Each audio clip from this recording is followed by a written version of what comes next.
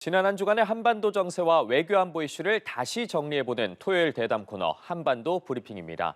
이 외교 안보부처와 북한 문제를 담당하는 지성림 기자와 함께하겠습니다. 어서 오십시오. 네, 안녕하세요. 네, 북한이 9월 말부터 거의 매주 미사일을 발사하면서 한반도의 긴장 수위를 끌어올렸고 지난주에는 대륙간 탄도미사일 ICBM까지 발사를 했습니다. 네. 그런데 이번 주에 좀 조용하나 싶더니 이번에는 비난, 막말까지 폭탄으로 날아왔습니다. 이 관련 내용을 구체적으로 전하기에 앞서서 먼저 이번 주 이슈부터 좀 전해주시죠. 네, 유엔 안전보장이사회는 이번 주 초 북한의 지난주 ICBM 발사를 논의하기 위한 공개 회의를 열었습니다. 네, 이번에도 중국과 러시아가 북한 입장을 옹호하면서 안보리 회의는 별다른 성과 없이 끝났습니다. 유엔 안보리 회의에서 한 미국과 중국 등 주요 이사국 대표들의 발언부터 소개하겠습니다. 한미일은 추가적인 대북 독자 제재 발표를 검토하고 있는데요. 특히 우리 외교부는 북한이 중대 도발을 지속하면 사이버 분야 제재를 검토할 것이라고 밝혔습니다. 외교부의 이 같은 발표에 김정은 북한 국무위원장의 여동생인 김여정 노동당 부부장이 발끈하고 담화를 발표했는데요. 왜 이토록 북한이 민감하게 반응하는지 짚어보겠습니다. 김여정 담화는 우리 정부를 비난하는 막말과 비아냥이 대부분인데요. 윤석열 대통령도 실명을 거론하며 비방하고 반정부 투쟁을 선동하는 듯한 언급까지 있었습니다. 김여정의 돈 없는 막말에 통일부가 공식 입장을 내놨는데요. 북한 태도를 두고 도적이 매를 든다고 비판했습니다.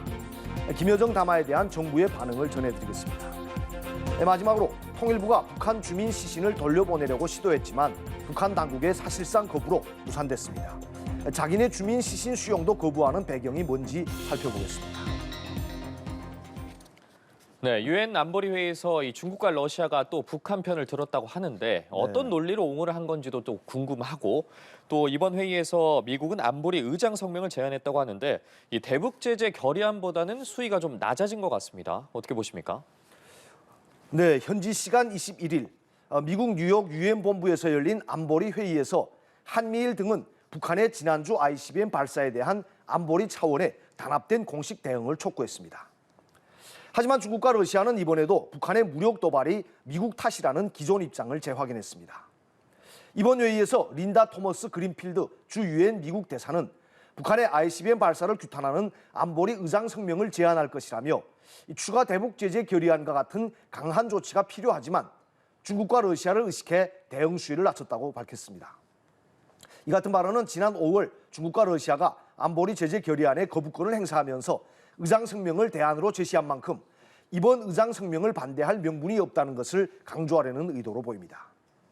특히 토머스 그린필드 대사는 중국과 러시아의 거부권 행사가 북한을 더욱 대담하게 만들고 있다며 이 두 나라의 노골적인 방해가 동북아와 전 세계를 위험에 빠뜨리고 있다고 비판했습니다.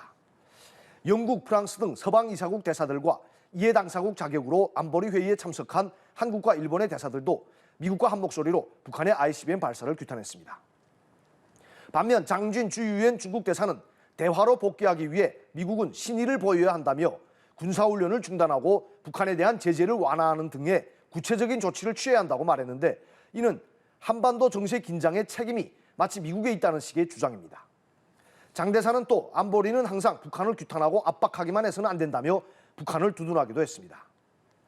주 유엔 러시아 차석 대사도 미국의 동북아 지역 동맹들과 미국이 대규모 군사훈련을 벌여 북한이 그에 따라 예상대로 행동한 것이라며 이런 일이 발생한 것은 평양을 무장해제시키려는 워싱턴의 욕망 때문이라고 미국 탓을 했습니다. 러시아 차석 대사는 김정은의 미사일 발사는 대립을 불사하는 미국의 근시안적인 군사행동의 결과라며 서방의 동료들이 미국의 적대 행위를 멈추게 해달라는 평양의 거듭된 요청을 무시하고 있다는 것은 매우 유감이라고 북한 편을 들었습니다. 이처럼 안보리 회의에서 가시적인 결론이 나오지 않자 한미일 등 14개국 대사들은 회의 직후 북한의 탄도미사일 도발을 규탄하고 비핵화를 촉구하는 장외 공동성명을 발표했습니다. 미국이 이번에 제안한 의장 성명은 안보리의 가장 강력한 의결 형식인 결의보다는 한 단계 낮은 의사표현 방식입니다. 유엔 안보리 의장이 이사국들의 총의를 모아 발표하는 성명으로 보통 15개 이사국 컨센서스, 즉 표결 없는 동의로 채택되며 안보리 공식 문서로서의 지위를 갖습니다. 이 법적인 구속력은 없지만 안보리가 어떤 사안에 대해 한 목소리를 내고 이를 공식 기록으로 남긴다는 의미가 있는 겁니다.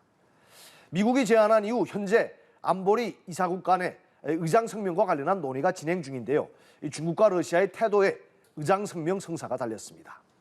이 안보리 결의 대신 의장 성명이 대안으로 제시됐다고 해도 중국과 러시아가 이번 의장 성명을 둘러싼 협상에서 미국의 협조적일 거라고 기대하기는 어렵습니다. 네, 유엔 무대에서 이렇게 중국과 러시아가 북한을 옹호하니까 북한이 기고만장해져서 계속해서 도발을 이어가는 것 네. 같은데 뭐 이번에 큰 성과는 없었던 것으로 보이는 안보리 회의에서도 이 북한이 반발을 했다고 합니다. 네. 이 북한의 김여정 노동당 부부장이 직접 유엔과 미국을 비난했다고 하는데 이 내용도 좀 전해주시죠. 네, 김여정 노동당 부부장은 지난 화요일 조선중앙통신을 통해 발표한 담화에서 유엔 안보리가 한미연합 군사훈련에 대해서는 외면하고 자신들의 자위권 행사를 거론한 것은 명백한 이중 기준이라고 주장했습니다. 이 김여정은 특히 한미일 등 14개국 대사들이 안보리 회의 직후 장외 공동성명을 발표한 것을 두고 이 겁먹고 지저대는 개에 비유하지 않을 수 없는 광경이다 이렇게 비난했습니다. 그러면서 14개국 대사들의 성명은 북한의 자주권에 대한 침해, 엄중한 정치적 도발이라며 강력히 규탄한다고 밝혔습니다. 이 김여정은 미국에 대한 경고도 잊지 않았는데요. 미국이 대북 적대 행위에 집념하면 할수록 보다 치명적인 안보 위기에 직면하게 된다는 것을 명심해야 한다고 강조했습니다. 네, 또 한미일 3국이 이 북한에 대해서 추가적인 제재를 가하기로 논의를 했다고 하는데 네. 이와 관련해서 우리 정부도 외교부가 독자 제재를 검토할 것이라고 했는데 이 사이버 분야를 예로 들었습니다. 네. 구체적으로 어떤 조치가 예상되는지도 좀 전해주시죠. 네, 임수석 외교부 대변인은 지난 화요일 정례 브리핑에서 북한의 도발이 지속되고 있는 만큼 추가적인 독자 제재도 검토하고 있다고 이렇게 밝혔습니다. 그러면서 정부는 북한이 7차 핵실험 등 중대한 도발을 감행할 경우 북한의 사이버 활동 관여 인사에 대한 제재 대상 지정 그리고 사이버 분야 제재 조치 부과 등도 검토할 예정이라고 설명했습니다. 이 대북 사이버 분야 제재 부과 검토 기준에 대해 외교부 당국자는 꼭 핵실험이 아니더라도 북한이 불법 도발을 하고 국제사회와 유엔 결의를 위반할 경우 그에 맞춰 다양한 제재 조치를 검토하게 될 것이라고 말했습니다.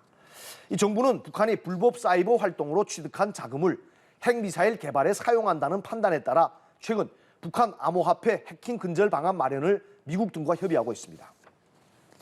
지난주 한국과 미국은 다수의 동남아 국가 내 사이버 담당 부처, 관련 업계 인사들이 참석한 가운데 북한 암호화폐 탈취 대응 한미공동 민관 심포지엄을 개최했습니다. 이 심포지엄에 참석한 김건 외교부 한반도 평화교섭 본부장은 북한이 지난 3월 엑시인피니트라는 게임 회사를 해킹해 6억 2천만 달러, 즉 우리 돈으로 약 8,300억 원 상당의 암호화폐를 탈취했다고 밝혔습니다. 김 본부장은 북한이 올해 상반기에만 31발의 탄도미사일을 발사하면서 4억 달러에서 6억 5천만 달러를 탕진했는데 이 한 건의 해킹으로 상반기 탄도미사일 발사 비용 전체를 벌었다고 강조했습니다.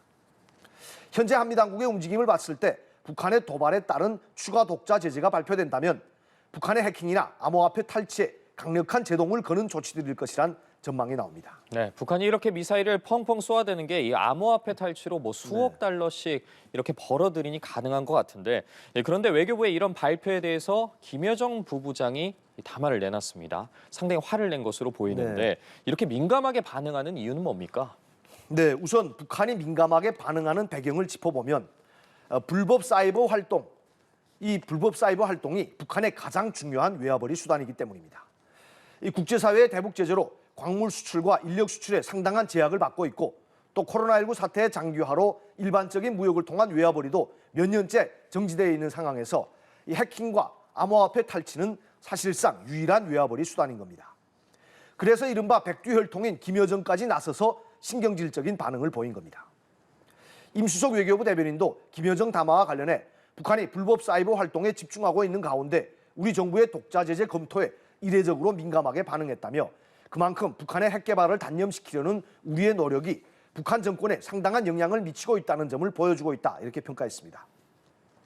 이 얘기는 한미 당국이 북한의 암호화폐 탈취 등 불법 사이버 활동에 본격적인 제동을 걸게 될 경우 북한이 무기 개발에 쓸 자금 마련에 실제적인 타격을 입힐 수 있기 때문에 북한이 저렇게 민감하게 반응한다 그런 취지의 설명입니다. 김여정 담화는 우리 외교부가 사이버 분야 대북 독자 제재 검토 방침을 밝힌 지 이틀 후인 목요일에 나왔습니다. 이 화요일에 발표한 유엔 안보리 비난 담화와 별개로 이번에는 윤석열 정부만 겨냥했습니다. 김여정은 우리 정부를 향해 미국의 대북 독자 제재를 졸졸 따라 외운다. 그러면서 미국의 충견이고 졸개라고 맹비난했습니다. 또 미국이 던져주는 뼈다귀나 갉아먹는 들깨, 멍텅구리 등으로 조롱하면서 무용지물이나 같은 제재에 그렇게 애착을 느낀다면 실컷 해보라고 비아냥대기도 했습니다. 그러면서 한미 당국이 대북 제재 압박에 매달릴수록 북한의 적개심과 분노는 더욱 커질 것이라며 이는 결국 한미의 숨통을 조이는 올가미가 될 것이라고 경고했습니다.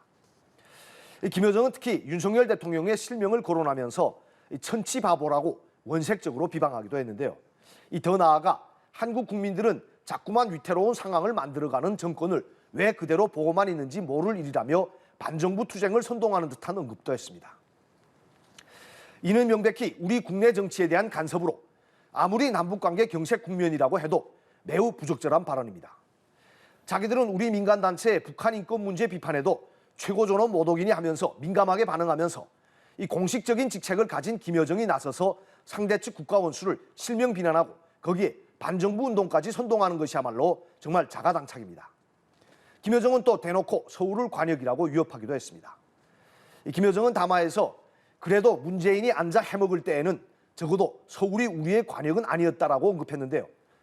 이 말은 바꿔 말하면 윤석열 정부에서는 서울이 핵미사일의 타격 목표가 될 것이라는 위협입니다. 일각에서는 김여정의 이번 발언을 1994년 남북회담 당시 북측 대표단장의 서울 불바다 발언과 비교하는데요.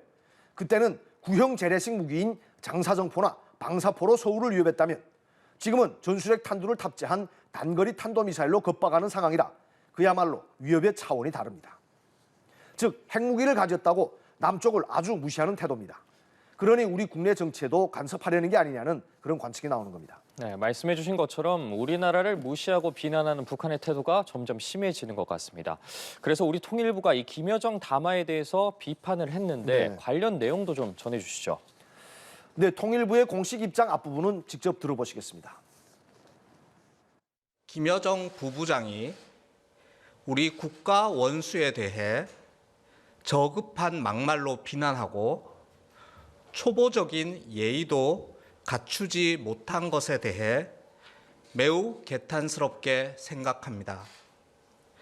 현 한반도의 긴장 국면은 북한의 연이은 미사일 도발 등으로 초래되었음에도 도적이 매를 드는 식으로 우리에게 책임을 전가하려는 태도에 대해 강한 유감을 표합니다.